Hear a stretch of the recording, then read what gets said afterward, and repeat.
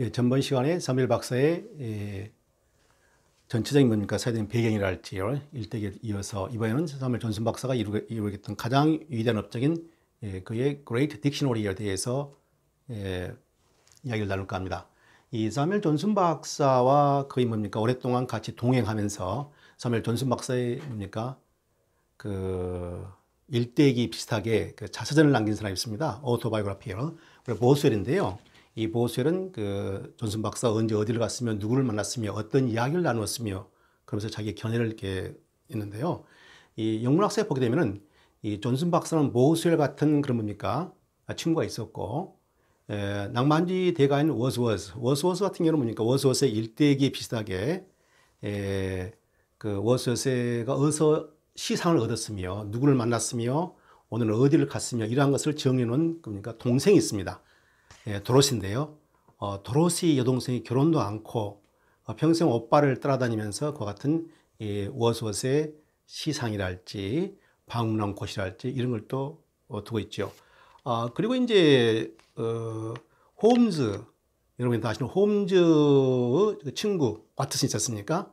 이와 같이 이 두 사람 작가와 모험가와 두 사람이 어울려 가지고 이렇게 많은 그 일화를 남겨놓게 되는데요. 이 보스웰이라는 친구가 있습니다.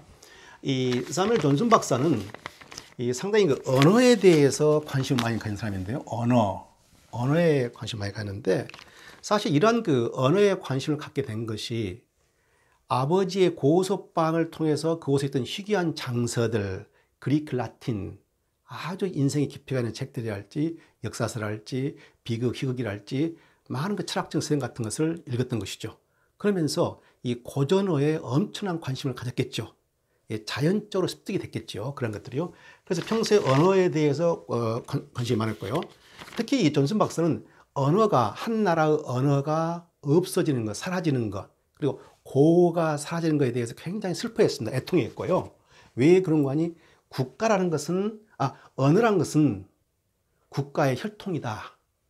그 한 국가나 민족의 뭡니까? 정통성이랄지 특징을 드러내는 그런 혈통이기 때문에 중요한 것이다. 그러면서 이제 그 혈통이다. 이 패디그리, 가계이다. 그런 말을 했거든요. 그래서 굉장히 중요한 걸 알게 되는데, 이러한 관점에서 보면은 이 사투리 같은 경우도 상당히 의의를 갖는 것이죠. 그 향토, 지방의 특성을 나타내기 때문에 그 사투리 같은 것도 상당히 역사적인 의의, 문화적인 의의가 있지 않을까 이렇게 생각해 봅니다. 그리고 이제 그 존슨 박사는 language is the dress of thought 이런 말을 했는데요. 언어라는 것은 생각의 의상이다. 이거 뭡니까? 메타포를 써가지고 이 언어의 중요성을 강조했는데요. 생각의 의상이다. 이 의상을 강조했거든요. 그래서 생각을 감싸고 있는 것, 이 생각을 감싸고 생각 자체가 근본이지만은 그 생각이 어떻게 표현되고 나타나는가, 이것은 의상의 역할이다는 것이죠. 굉장히 중요한 개념을 도입하고 있는 것이죠. 그 다음에 이 존슨 박사가 Great Dictionary를 편찬했는데 뚜렷한 목적이 있습니다. 언어 순화를 지향했고 문법적 순수성을 지향했고 구어체를 싫어했습니다. 구어체, 저속한 소고랄지 복잡하고 다양한 혼합어 이런 것을 그러니까 싫어했지요. 그래서 상당히 그 정통적인 문법에 의해서 정통적인 언어 의미랄지 이런 것을 설립하려고 노력했는 것이죠. 그러면은 왜 이게 중요하느냐? 바로 이 18세기인데요. 이 18세기를 다시 보게 되면은 이 중세가 11세기부터 15세기까지, 그다음에 이제 근대가 이루어지게 되면서 이제 엘리자베스 1세가 16세기거든요. 그리고 이제 17세기가 있게 되고, 그다음에 18세기 이 시기에 존슨 박사가 활약을 했는데 중세 언어는 이 존슨 박사 언어하고 상당한 차이가 있게 됩니다. 차이가 있게 돼요. 그리고 이제 윌리엄 셰익스피어가 활약했던 이 시대의 언어를 보게 되면은 철자랄지 문법 같은 것이 상당히 틀립니다. 오늘날 봤어요. 이 존슨 박사 때도 틀리고요.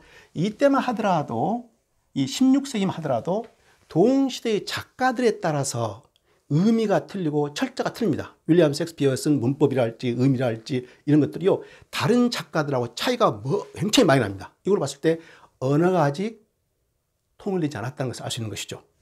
그리고 17세기도 그렇게 되지 않았을 것이고요. 그래서 이제 이러한 그런 그 균일성이 없다, 스탠다드 잉글리시가 안 돼 있다라는 것에 굉장히 존슨 박사가 깊이 생각을 했겠죠. 그래서 이 보게 되면은 문법적 순수성, 언어 순화, 정통성을 그러니까 규정한다. 그런 목적을 가졌어요. 그래서 나중에 이 존슨 박사의 딕셔너리가 나오고 나서 이 보스웰 친구가 말하기를 언어의 영어의 안정성, 스테빌리티를 설립했다라고 그런 평가를 하게 되죠. 그 당시에 뭡니까? 이 지성인들이 최고 사전이라는 그런 찬사를 듣게 됩니다. 그런데 이제 나중에 또 이어지겠습니다만은 이 철자, 특히 철자에 있어서 어떤 철자법을 쓸 것인가.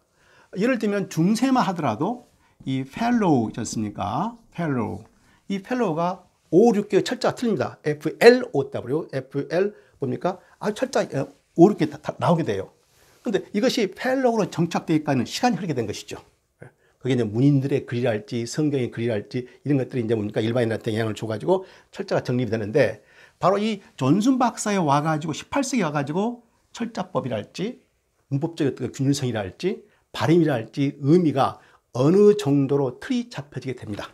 그래서 18세기에 나왔던 전번 강의에서 제가 말씀드렸던 스위프트랄지 뭡니까? 많은 작가들, 소설의 선두주자들이 쓴 글을 보게 되면은 오늘날의 철자하고 의미하고 문법 같은 것이 큰 차이가 없습니다. 그래서 이 18세기를 기점으로 영어가 철자, 발음, 의미가 어느 정도가 아니고 거의 뭐 8, 90%가 확정이 돼버립니다.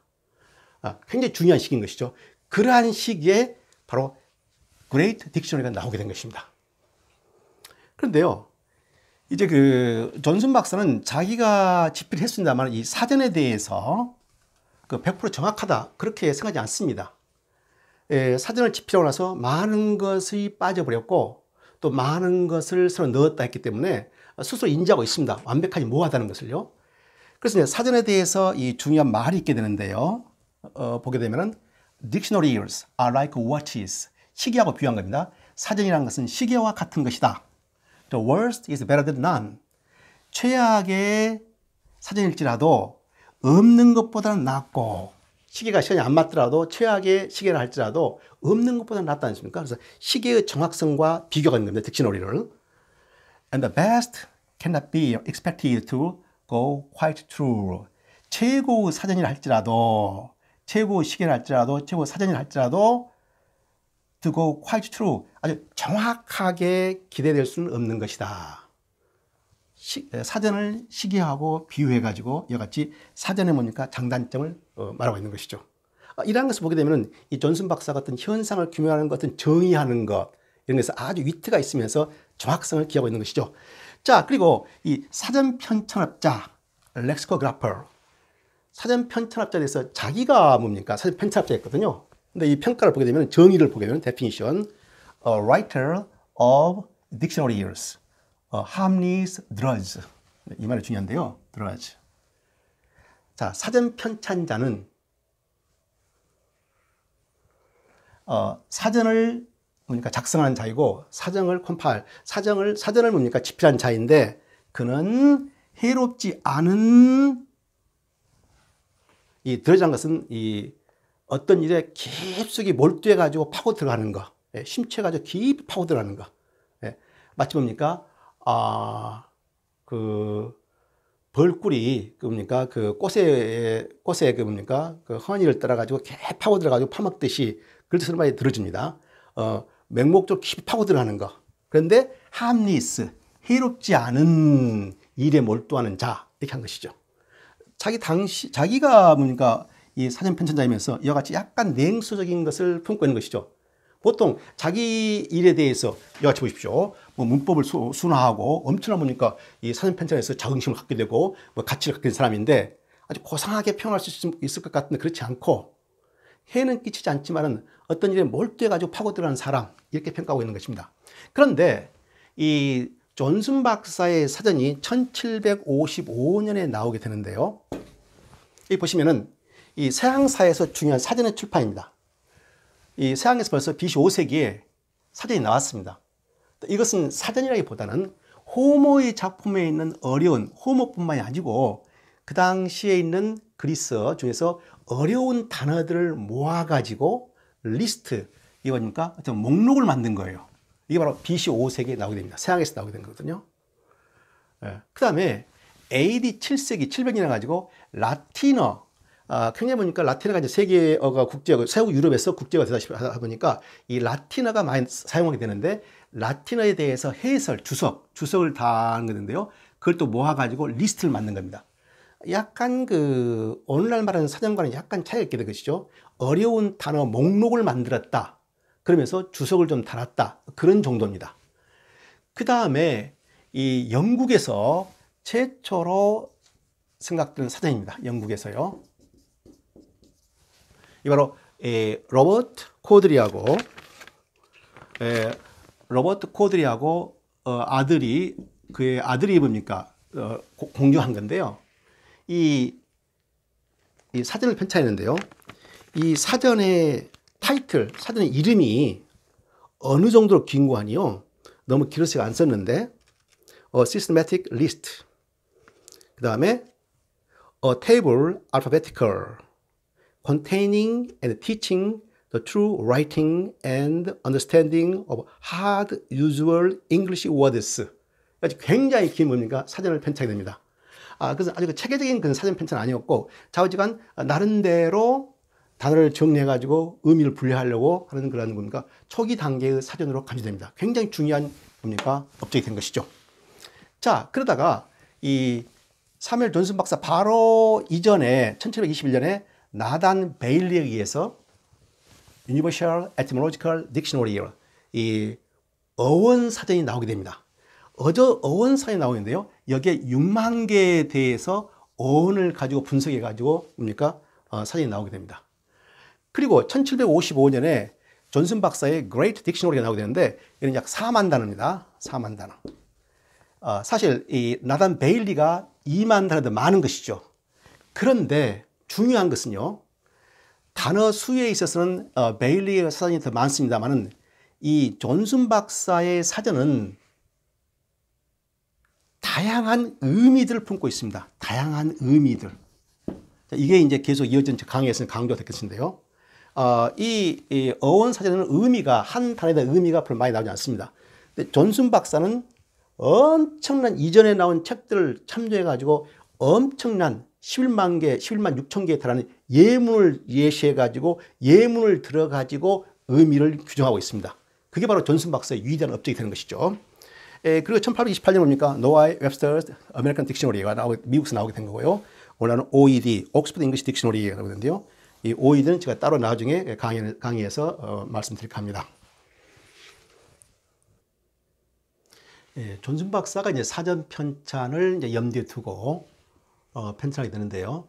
이 사전 편찬에 대해서 이제 자기 포부를 알지 이야기를 친구들한테 말합니다. 그러니까 친구들이 프랑스에서는 이 40명의 학자들이, 전문 학자들이 40년 동안 집필한 것이 프랑스 사전인데, 어떻게 당신은 어떻게 하려고 하느냐? 특별히 뭡니까? 어떤 후원자도 없고 학술 기관도 없고 전문 인력도 없이 혼자 하려고 하는데 어떻게 하려고 하느냐? 그러니까 이제 존슨 박사의 특유의 그러니까 입담이 나오게 된 것이죠. 자, 프랑스에서 40명이 40년간 했다 그러면 1600이 나오지 않느냐? 나는 혼자서 3년 안에 하겠다. 고로 3대 1600이 되는 것이다.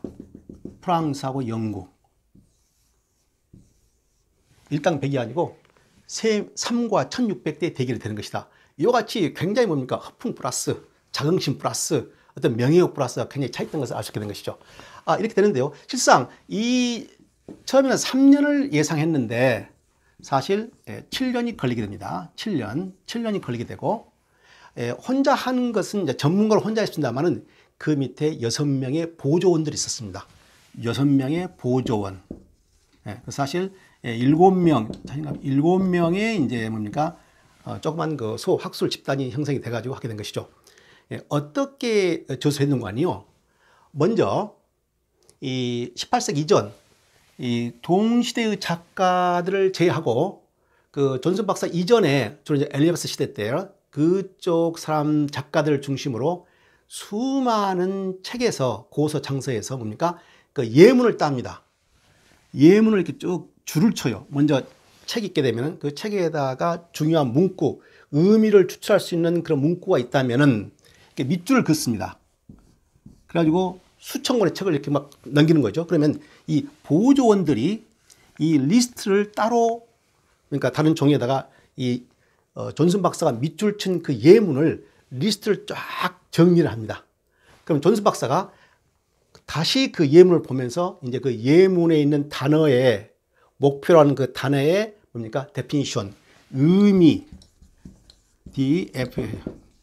의미를 써가지고 그렇게 해가지고 사전 편찬이 되는 것이죠. 그래서 7년이 걸리게 되는데요. 이 놀라운 것은 후원자도 없고 학술기관 도움도 없이 혼자 했다는 것이죠. 물론 보조는 있긴 합니다만은 그래가지고 굉장한 호응을 받게 됩니다. 일종으로 올려보니까 베스트가 되게 된 것인데요. 그리고 책이 팔려가지고 약 1,500파운드, 지금 돈으로 치면 한 500만 원가량의 뭡니까? 인세를 받게 됩니다. 그 210년 전, 1755년이니까 어떻게 됩니까? 200년이 훨씬 넘은 것이죠. 예. 200년 전에 그 1,500만 원이라는 것은 굉장히 큰 돈이죠. 그런데 이 큰 돈을 뭡니까? 벌긴 벌었습니다만은 이 6명의 보조원들의 생활비, 식비, 경비 빼고 나니까 별로 없어요. 다시 그래서 존슨 박사가 가난한 그런 시절로 돌아갔다. 예, 그렇게 전해집니다. 그런데요, 이 중요한 것은 이 자기 이전의 책들에서 예문을 뽑아가지고 정리해가지고 다시 단어의 데피니션을 정했다. 이렇게 되는데요. 동시대 작가들의 예문은 뽑지 않았습니다. 왜 그런 거 아니요? 어떤 그 특정한 그 데피니션, 의미가 있게 되면은 논란의 이어져 있기 때문에 그런 논란을 피하기 위해서 그 이전 작가들, 죽은 의미인 겁니까? 세상에 존재하지 않고 책만 남아있는 경우 그런 책에서 예문을 뽑아가지고 의미를 규정했다는 것입니다. 약 4만 단어를 정리했는데요. 이 테이크 같은 경우는 예문이 124개입니다. 굉장한 것이죠. 테이크의 다양한 용법, have를 할지, get을 할지, 그 영어에 맞는 동사라는 거 있게 되는데요. 그러한 것들을 아주 많은 예문을 통해 어떻게 쓰였는가, 테이크의 의미가 무엇인가 120개의 예문을 뭡니까 추출해가지고 정리했다는 것입니다. 이건 놀라운 것이죠. 그 다음에 11만 600개에 달하는 인용구를 뭡니까 나열해가지고 설명을 도왔고요. 이렇게 됩니다. 그래서 이제 이 책이 나오고 이 사전이 나오고 많은 지성인들이 최고의 사전이다 이런 평가를 듣게 되는데요. 이 그 존슨 박사가 이 사전을 통해서 했던 크던 업적이 몇 가지 있게 됩니다. 첫 번째, 의미를 규정하는데 상당히 객관적인 의미, 누구나 뭡니까 호응할 수 있는 그런 의미를 새로 정립했다는 것인데요. 물론 이제 그 자기가 새롭게 어떤 단어의 의미를 부여한 것은 아니겠지요. 그런 경우도 있고 이미 뭡니까 많은 사람들이 알고 있는 그 의미를 또 정리한 것도 있고 이렇게 섞어져 있습니다. 예를 들면은 이 로망서 같은 경우는 뭡니까 오늘날에는 21세기는 뭡니까 몽상가, 야담가 그런 뜻이거든요. 그런데 이 존슨 박사 시대 때는 이야기를 꾸미는 자, 혹은 라이어, 거짓말이라는 뜻이 있게 됩니다. 그래서 존슨 박사에다가 보면 실제로 라이어가 들어 있습니다. 이제 의미가 틀려요. 왜 그런 거 아니에요? 중세 15세기가 끝나고 16, 17세에 오게 되면서 이 철자도 불규칙하고 의미도 다양하게 쓰입니다. 지역에 따라서, 작가에 따라서. 그래서 혼자만 있게 된 것이죠. 그러니까 어떤 그 필요성이 대두가 된 것이죠. 아마 그러한 것을 염두에 두고 존슨 박사가 이 그레이트 딕셔너리를 뭡니까 편찬이 됐을 가능성이 많습니다. 자, 그러려고 하다 보니까 하나의 예문만 들어서는 안 되고 될 수 있는 대로 예를 들면 이 로망서가 쓰인 예문들 저서들이 있겠죠. 그 이전에 뭡니까 그 고서도 있겠죠. 많은 고서들 찾아가지고 문맥에서 이 의미가 무엇이겠다 그걸 추론해가지고 적용하게 된 것이죠. 엄청난 작업인 것이죠. 엄청난 작업입니다. 자, 그래가지고 이제 했고요. 그 다음에 보시게 되면은 이 로망서 해가지고 여기에 액센트 표시가 있습니다.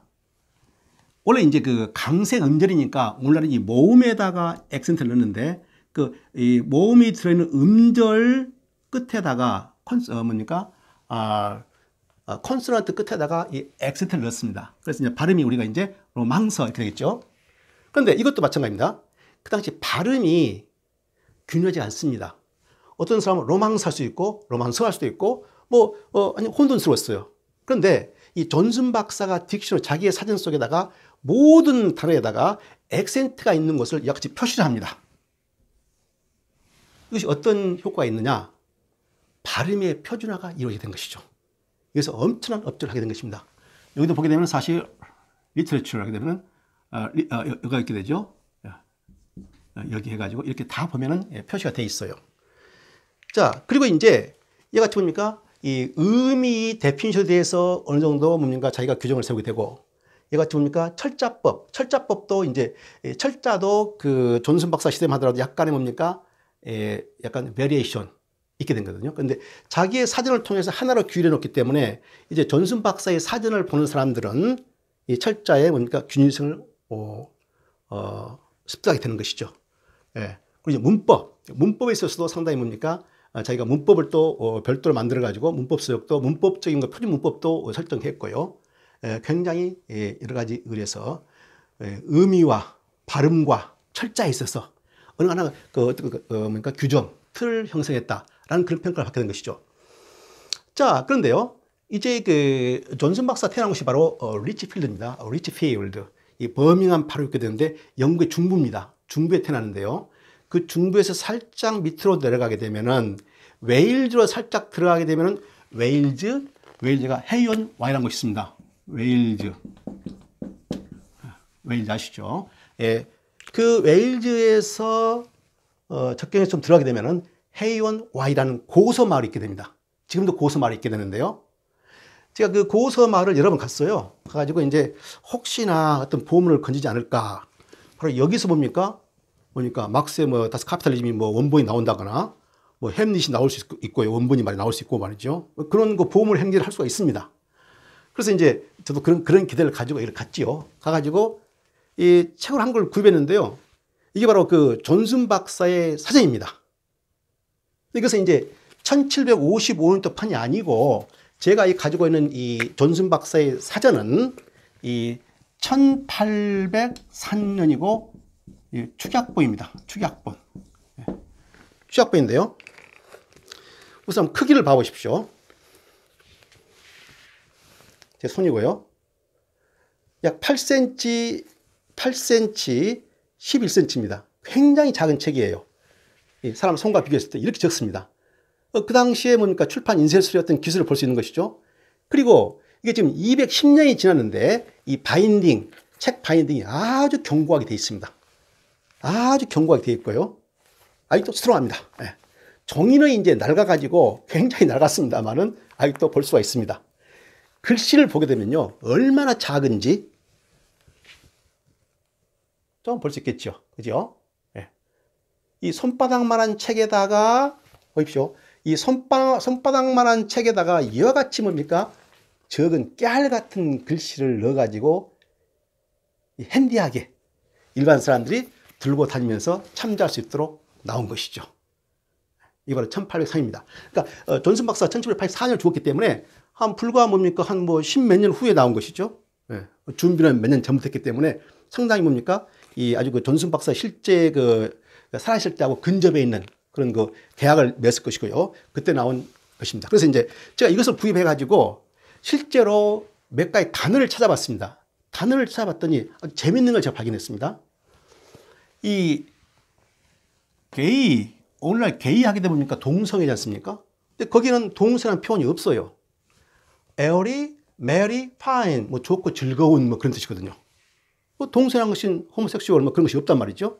그러니까 무슨 말인가 하니 이 존슨 박사 시대 때마다 게이라는 것이 동성으로 쓰이지 않았다는 것이죠. 그럼 18세기 이후에 19세기, 20세기 초반기에 쓰였다는 것이 알 수 있게 된 것이죠. 자, 그리고 로망서겠는데요. 로망스라는 것은 a liar, 거짓말이라는 뜻이 들어있게 되고, 그 다음에 흥미로운 것은 말이죠. 이걸 봤더니 컴퓨터라는 단어가 있어요. 벌써 18세기 때 이 단어가 쓰인 겁니다. 컴퓨터. 이걸 예측했을까요? 앞으로 기계가 나올 것이라고. 근데 이제 단순한 어떤 주판기 같은 간단한 그런 주판기 같은 그런 정도의 계산기 그런 뜻이겠죠. 계산하는 장비 그런 거예요. 컴퓨터가 있는 겁니다. 18세기 때 있는 거예요. 그래서 오늘날 쓰는 컴퓨터라는 단어가 20세기의 단어가 신조가 아니라는 것이죠. 그 다음에 리포트라는 것이니까 말하다, 알리다 그런 뜻인데요. 보았더니 리포터는 없습니다. 이 단어는 이 18세기 사전에 없는 거예요. 없습니다. 그 많은 잡지가 나왔고 그 많은 팜플렛이 나왔고 그 많은 소설들이 나왔는데 아직 정식 기자가 이 당시에는 활약을 안 했다는 것이죠. 이 단어가 없어요. 물론 이제 코레스폰던트, 그러니까 해외 특파원 같은 것이 물론 없겠죠. 그래서 이제 이런 단어, 그 당시 사전을 보게 되면 그 당시에 언어 활동이 어떠했는가, 언어 습관이 어떠했는가, 그 당시 사람들의 언어 그 데피니션 의미가 어땠는가 알 수 있게 된 것이죠. 그 다음에 literature, 문학이지 않습니까? 이 문학인데 문학이라고 안 나오고 데피니션을 봤더니 learning이 나옵니다. learning. 18세기 때 그러니까 이 literature, 문학이라는 의미는 배우는 것, 배우는 기술 이겁니다. 굉장히 뭔가 브로드한 그런 의미가 되는 것이죠. 네. 이 같은 것을 볼 수 있게 되는데요. 그래서 상당히 제가 이제 이걸 구해가지고 아주 요긴하게 지금 보면서 이제 뭔가 어휘 같은 것을 제가 보고 있는데 아주 도움이 많이 됩니다. 자, 그래서 이제 이 존슨 박사가 얘가 진짜 어휘를 많이 했고요. 어휘 연구를 많이 했고, 이 존슨 박사가 77세에 존슨 박사의 평생 지론을 말이죠. 이 77세 인간은 완숙에 이른다. 그런 말 하게 되거든요. 존슨 박사는 이제 자기 지론이, 평소 지론이 77세 완숙에 이른다. 70세인 거, 70대죠. 그러니까 70대인데요. 그런데 이제 동양에서 보게 되면 70세가 뭐니까 고이죠. 70이 고이고, 그리고 77세가 희수를 하게 되는데요. 77세가 희수 하게 되는데, 희수. 이제 79위에 이르면은, 79위에 이르면은 마음 먹은 대로 해도 하늘의 도에 벗어나지 않는다. 완숙한 경지에 이르는 것을 말한 건데, 존슨 박사도 같은 생각을 가진 겁니다. 77세면 인간이 완숙에 이른다. 머추어리티에 이른다. 그런데 77세는 살지 못하고 75세에 죽게 됩니다. 그러면서 이제 마지막 존슨 박사의 그 마지막 말이, 죽음을 앞둔 존슨 박사의 말이 상당히 의미가 있죠. 친구들한테 참으로 이상한 생각이 드는군. 참으로 이상한 생각이 드는군. 내가 무덤에 가면 더 이상 편지 왕래가 없겠지. 이 같은 것을 말하고 존슨 박사가 죽게 됩니다. 그래서 웨스트민스터에 묻게 되는데요. 그 웨스트민스터의 사원회가 보면 이제 위대한 문인들이 할지 뭐 정치가 될지 많이 묻게 되는데, 그와 같이 일생을 마감하게 되는데, 하고 이 존슨 박사 이런 그 언어적인 뭡니까? 표준 영어에 대한 기여도, 이것은 말로 표현할 정도로 굉장히 큰 기여라고 할 수 있겠습니다.